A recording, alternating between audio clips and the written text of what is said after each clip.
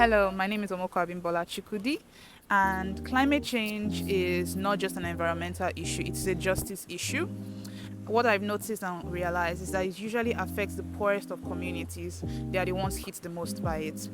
And this is why it matters a lot to me, because it's not just we can't separate human dignity and the environmental crisis. They are inseparable, they work hand in hand. The climate action we need: circular economy in renewable energy. So we keep deploying solar panels and batteries essentially for clean energy. But if we do not consider the end of life of these products now, it will become a problem in the future. And this is why now is the best time to impute a circular economy even in the processing of these devices. Once again, congratulations and happy International Women's Day. Hello, my name is Nalvi Favor and I work in the energy space as a research and energy analyst. For me, climate change often appears in places where people least think about. An example is the sound of generators. I'll give context to that.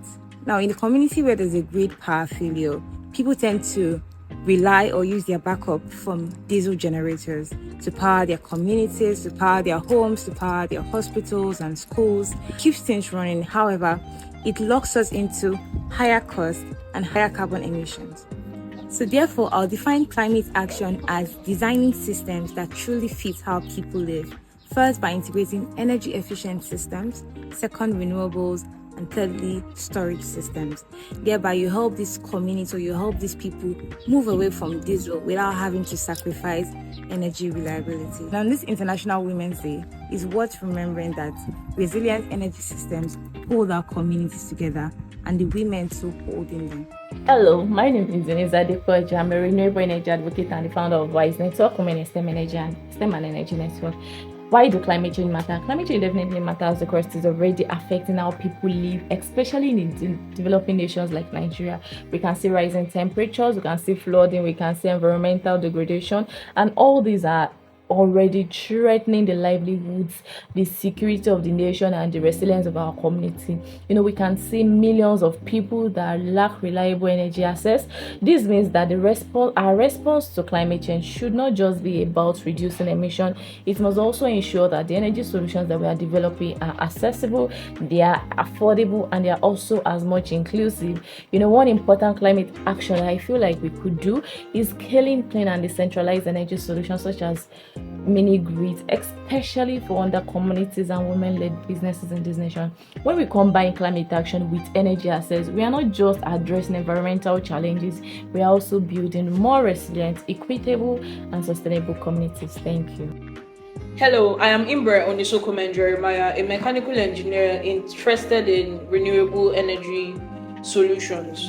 And this International Women's Day, I want us as women to think of climate change not just as an abstract term, but as something that affects our daily lives. I come from an oil-producing community in the Niger Delta, and there's this constant gas flaring. There's an orange glow wherever you are within the community. You can see it coming from the flow station. And that orange glow, I want us to not just think about it as just something that is burning there, but as something that is causing the constant flooding we have in Niger Delta, the acid rains, the black soot that's causing respiratory problems for children, and all of that. The World Bank has given countries 2030 as the deadline to ensure that they stop open gas flaring, and the Nigerian government, in accordance with that, brought up the 2021 PIA Act. That's the Petroleum Industrial Act. However, there's a caveat in there that allows all these multinational companies to pay a certain amount so they can keep flaring gas. And this International Women's Day, we need to ask our federal government to help stop gas flaring. They should stop it completely. We have 4 more years until 2030. And if we all come together for one cause, I believe we can achieve it. Thank you very much. Happy International Women's Day. My name is Favor Ibezim, and I want to talk briefly on the issue of climate change because it is an issue that cannot be ignored.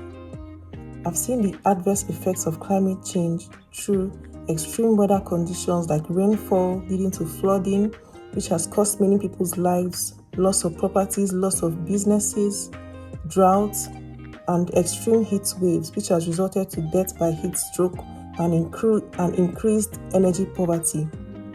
As someone in the solar sector, I see renewable energy as a means to address this issue of climate change because it reduces dependence on fossil fuels, which contributes to CO2 emissions. And also, local communities can be empowered, local workforce can be trained, including women, because everyone has to take part in this to ensure that the energy is just, because for energy to be just, it has to be accessible, inclusive, and sustainable to ensure a bright energy future.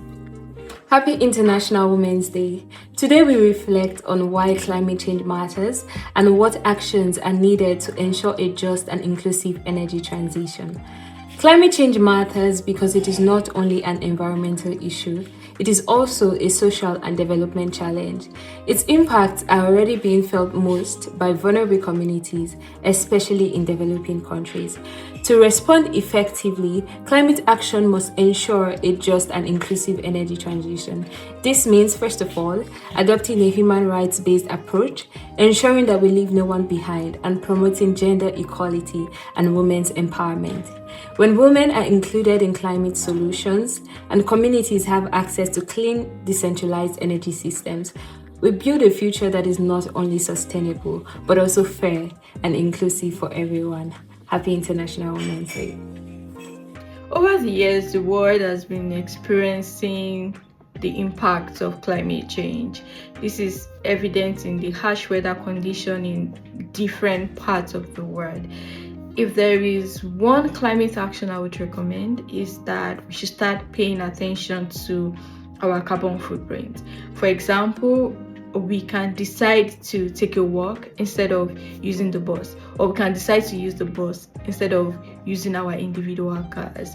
This may seem insignificant, but when these actions accumulate, it becomes tangible, and you'll be surprised the amount of carbon footprint will be reduced eventually in the end.